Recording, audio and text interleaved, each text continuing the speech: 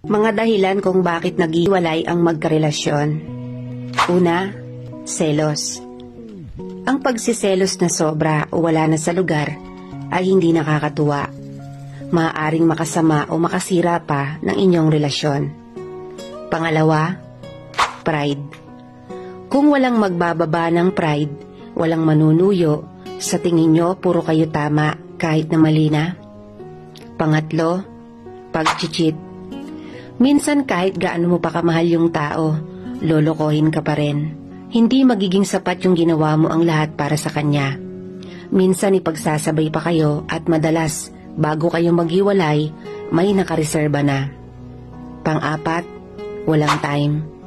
Hindi mo naman kailangang mag-please para bigyan ka ng oras at atensyon. At bago ka pumasok sa relasyon, siguraduhin mo munang kaya mong mag-handle ng oras. Kasi hindi naman pwedeng busy ka na lang palagi. Bigyan mo rin siya ng sapat na atensyon at oras kahit hindi palagi. Panglima, tampuhan. Lalayo ang loob nyo sa isa't isa dahil dito. Kapag pinapabayaan nyo o hahayaan ninyong magkagalit kayo, mawawala yung love dahil puro na lang kayo sama ng loob. Pang-anim, misunderstanding. Maling hinala. Yung puro ka pag-overthink kahit wala siyang ginagawang masama, kaya wala kang tiwala.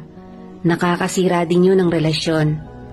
Kung maaari, pag nag-aaway kayo, huwag niyong patagalin ang alitan.